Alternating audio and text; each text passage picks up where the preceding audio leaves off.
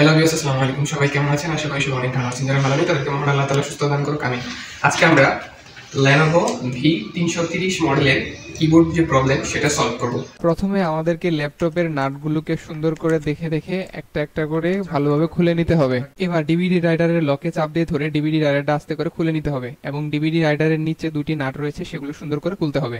এবার হাতে নখ দিয়ে আমাদের ল্যাপটপের বডি থেকে ল্যাপটপের ব্যাক পার্টটা বা ব্যাক কভারটা ছাড়িয়ে নিতে হবে, যেন টান দিয়ে খোলার সময় আমাদের ল্যাপটপের ব্যাক পার্টটা ভেঙে না যায়। এবার আমাদেরকে ল্যাপটপের কভারটা সরিয়ে নিতে হবে। এবার মাদারবোর্ড থেকে আমাদের ব্যাটারি লাইনটা সংযোগ বিচ্ছিন্ন করতে হবে বা ব্যাটারি লাইনটা খুলে রাখতে হবে। এবার আমাদেরকে হার্ড ডিস্কের কেবলের পিনটা আনলক করে মাদারবোর্ড থেকে খুলে নিতে হবে। এবার আমাদের হার্ড ডিস্কের সাথে লাগানো স্ট্যান্ডের নাটগুলি সব সুন্দর করে একটা একটা করে খুলে নিতে হবে। এবার হার্ড ডিস্কটা সরিয়ে একটি ভালো জায়গায় রাখতে হবে। এবার আমাদেরকে ব্যাটারি নাটগুলোকে সুন্দর করে খুলে ব্যাটারিটাকে মাদারবোর্ড থেকে আলাদা করে নিতে হবে। এবার আমাদেরকে স্পিকারের লাইনটাকে টুইস্ট দিয়ে খুব সতর্কতার সাথে সার্কিট থেকে আলাদা করে নিতে হবে, যেন তারগুলো ছিঁড়ে না যায়। এবার আমাদেরকে ব্লুটুথ ওয়্যারলেস ওয়াইফাই এর লাইনটাকে পিনগুলিকে সুন্দর করে মাদারবোর্ড থেকে খুলে নিতে হবে।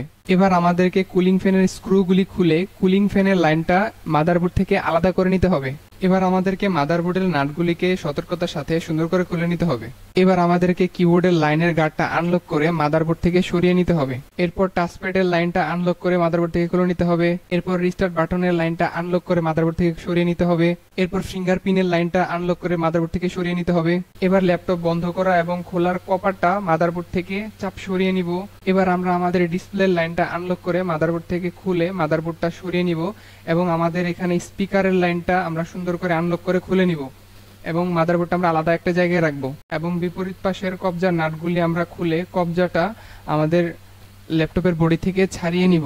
এবার আমরা ডিসপ্লে ও আমাদের ল্যাপটপের বডি আলাদা করে ফেলবো। এবার কিবোর্ডের উপর থেকে আমাদের প্লাস্টিকের স্টিকারটা আমরা সরিয়ে নিব। এবার স্টিলের সাথে আটকানো আমাদের কিবোর্ডের লকগুলি আমরা এন্ডি কাটার দিয়ে সবগুলি সুন্দর করে আস্তে আস্তে কেটে নিব। তবে চাইলে হাতের নখ দিয়েও প্লাস্টিকের লকগুলিকে আপনারা তুলে ফেলতে পারেন, তবে ইন্ডিকেটর দিয়ে তোলার সময় খুব সতর্কতা থাকতে হবে যেন হাত না কেটে যায়। হেডফোন, ইউএসবি পোর্ট, স্পিকারের লাইনের সার্কিটটা খুলে নিতে হবে। স্টিলের সাথে লাগানো কিবোর্ডের প্লাস্টিকের লকগুলিকে সুন্দর করে ভালো করে দেখে খুলে নিতে হবে এবং তারপর আমাদের একটি স্কেল দিয়ে কিবোর্ড এবং স্টিলের মাঝখানে ঢুকিয়ে দিতে হবে এবং আস্তে আস্তে উপরের দিকে উঠাতে হবে, তাহলে আমাদের কিবোর্ড থেকে স্টিলটা আলাদা হয়ে যাবে। এবার কিবোর্ড থেকে স্টিলটা আলাদা করে সোজা করে রাখতে হবে। এবার আমরা আবার কিবোর্ডের প্লাস্টিকের লকগুলিকে আমাদের এন্ডি কাটার দিয়ে একটা একটা করে ছাড়িয়ে নেব। সুন্দর করে ছাড়িয়ে নেওয়ার পর কিবোর্ডের এক সাইড দিয়ে উপরের দিকে টান দিব, সুন্দর করে কিবোর্ডটা খুলে আসবে। এখন আমরা আমাদের পুরাতন কিবোর্ডটা ফেলে দিচ্ছি। এখন আমরা আমাদের নতুন একটি কিবোর্ড, যেটা আমাদের অফিসিয়ালি 6 মাসের ওয়ারেন্টি রয়েছে, সেটা আমরা এখানে লাগাচ্ছি। তো কিবোর্ডটি সুন্দর করে আমাদের ল্যাপটপের বডিতে বসিয়ে নিচ্ছি। এখন আমরা এই কিবোর্ডটা আমাদের বডির সাথে 3 ভাবে লাগাতে পারি। একটা হচ্ছে গ্লু গান দিয়ে আমাদের ল্যাপটপের যে হুকগুলি রয়েছে সেগুলো ল্যাপটপের বডির সাথে গ্লু দিয়ে লাগিয়ে দিতে পারি। দ্বিতীয়ত হচ্ছে আমাদের হট গানের গরম বাতাস দিয়ে আমাদের এই হুকগুলিকে নরম করে চাপ দিয়ে গলিয়ে আমরা এটাকে লাগাতে পারি।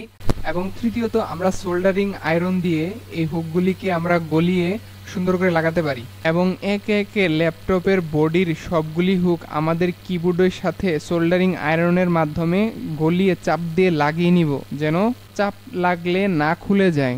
এবার কিবোর্ডের লাইনটা উপরের দিকে রেখে আমাদের কিবোর্ডের উপর যে স্টিলটা ছিল সেই স্টিলটা আমরা গার্ডের সাথে গার্ড মিলিয়ে সুন্দর করে বসিয়ে নিব। এবার আমরা আবার আমাদের সোল্ডারিং আয়রন দিয়ে আমাদের বডির যে হুকগুলি ছিল সেগুলো স্টিলের সাথে গলিয়ে লাগিয়ে দিব সুন্দর করে এবং সোল্ডারিং আয়রন দিয়ে হুকগুলিকে গলিয়ে লাগানোর সময় খুব সতর্কতা অবলম্বন করতে হবে, যেন গরম সোল্ডারিং আয়রন দিয়ে আমাদের হাত না পুড়ে যায়। খুব সতর্কতার সাথে একে একে সবগুলি হুক গলিয়ে লাগিয়ে নিতে হবে। এবার কিবোর্ডের উপর থাকা স্টিলের সার্কিট প্রোটেক্ট প্লাস্টিকটা আমাদের স্টিলে সুন্দর করে দেখে বসিয়ে নিতে হবে। এবার হেডফোন, স্পিকার, ইউএসবি পোর্টের সার্কিটটা সুন্দর করে বসিয়ে নাট লাগিয়ে নিতে হবে। এবার হেডফোন, স্পিকার, ইউএসবি পোর্টের সার্কিটের কেবলের সাথে মাদারবোর্ডের লাইনটি সুন্দর করে লাগিয়ে সুন্দর করে লক করে দিতে হবে এবং মাদারবোর্ডটি ল্যাপটপের প্রতিটি গার্ডের সাথে গার্ড মিলিয়ে সুন্দর করে ল্যাপটপের বডির উপর বসিয়ে দিতে হবে। এবার ল্যাপটপের চার্জারের গার্ডটা সুন্দর করে বসিয়ে দিতে হবে। এবার আমাদেরকে মাদারবোর্ডের প্রত্যেকটি নাট সুন্দর করে দেখে ল্যাপটপের বডির সাথে একটা একটা করে টাইট করে লাগাতে হবে। এবার আমরা আমাদের কিবোর্ডের লাইনটা আমাদের মাদারবোর্ডের সাথে লাগিয়ে মাদারবোর্ডের কিবোর্ডের গার্ডটা আমরা লক করে দিব নিচের দিকে চাপ দিয়ে, যেন কিবোর্ডের কেবলের লাইনটি না খুলে যায়। এবং স্পিকারটি বডি সঠিক জায়গায় বসিয়ে আমরা স্পিকারের লাইনটি আমাদের স্পিকারের সার্কিটের সাথে কানেক্ট করে সুন্দর করে লাগিয়ে দিব। এবার আমাদের হার্ড ডিস্কের কেবলটা আমাদের মাদারবোর্ডের সাথে লাগিয়ে সুন্দর করে গার্ডটা নিচের দিকে চাপ দিয়ে লক করে দিব এবং এরপর আমাদের ফিঙ্গারপ্রিন্টের যে লাইনটা রয়েছে সেটা মাদারবোর্ডের সাথে লাগিয়ে মাদারবোর্ডের গার্ডটা নিচের দিকে চাপ দিয়ে সুন্দর করে লক করে দিব এবং এরপর আমাদের টাচপ্যাডের লাইনটা আমাদের মাদারবোর্ডের গার্ডের সাথে সুন্দর করে লাগিয়ে নিচের দিকে চাপ দিয়ে লক করে দিব এবং এরপর আমাদের রিস্টার্ট বাটনের সার্কিটের লাইনটা আমাদের মাদারবোর্ডের সাথে লাগিয়ে মাদারবোর্ডের গার্ডটা আমরা সুন্দর করে লক করে দিব।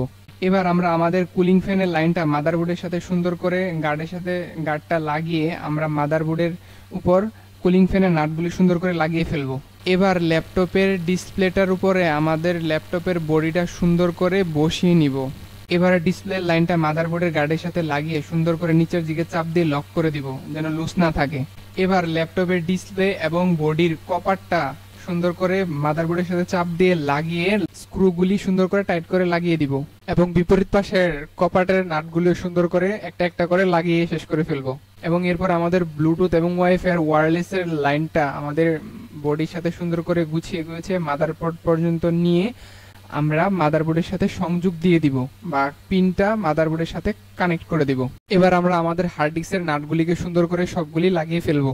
এবার আমরা আমাদের ব্যাটারি লাইনটাকে সুন্দর করে ব্যাটারির জায়গায় বসিয়ে ব্যাটারির নাটগুলি লাগিয়ে নিচ্ছি এবং ব্যাটারি লাইনটা আমাদের মাদারবোর্ডের সাথে কানেক্ট করে ব্যাটারি লাইনটা সংযোগ দিয়ে দিচ্ছি।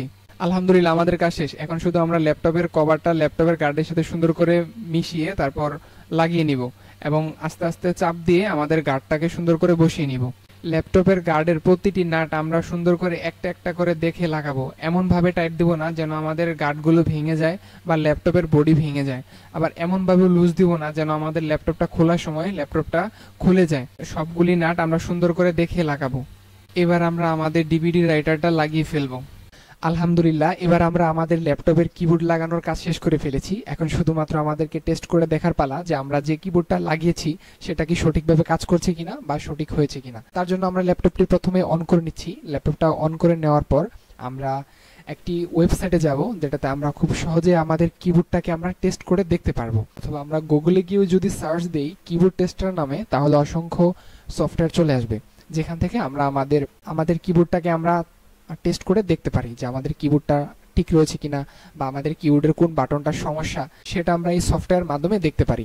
আমরা কিবোর্ডে যে বাটনে চাপ দিব সেটা যদি আমাদের মনিটরে সেই বাটনটা মানে সাদা হয়ে যায় বা দেখা যায় তাহলে আমরা বুঝবো যে এই বাটনটা ওকে আছে এবং এই বাটনটা আমাদের ল্যাপটপে কাজ করছে।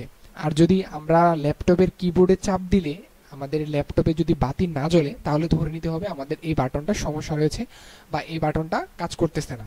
আশা করি সবাই বুঝতে পেরেছেন। তো আলহামদুলিল্লাহ সর্বোপরি আমরা দেখতে পেরেছি, আবারও আলহামদুলিল্লাহ বলছি কারণ আমরা সর্বোপরি দেখতে পাচ্ছি যে আমরা যে কাজটা করেছি কাজটি খুব সুন্দরভাবে কমপ্লিট হয়েছে। তো ভিডিওটা দেখার জন্য সবাইকে ধন্যবাদ এবং কি ভিডিওটা যদি ভালো লেগে থাকে তাহলে একটি লাইক দিবেন। আর যদি ভিডিওর থেকে কোনো কিছু জানার থাকে বা বুঝতে কোনো কিছু সমস্যা হয় তাহলে অবশ্যই প্লিজ একটি কমেন্ট করবেন। আর আপনাদের একটা কমেন্টে আমরা উৎসাহিত হয়ে অনেক কষ্ট করে একটা ভিডিও তৈরি করি।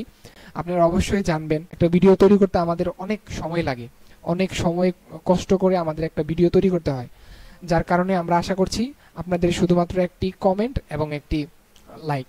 যদি আপনারা ভিডিওটি প্রয়োজনীয় মনে করেন তাহলে আপনারা শেয়ার করে আপনাদের প্রোফাইলে রেখে দিতে পারেন এবং এরকম ভিডিও আরও পেতে আমার চ্যানেলটি সাবস্ক্রাইব করবেন এবং আমার ফেসবুক পেজটি প্লিজ ফলো দিয়ে রাখবেন। সবাই ভালো থাকবেন, সুস্থ থাকবেন, সুন্দর থাকবেন। আসসালামু আলাইকুম।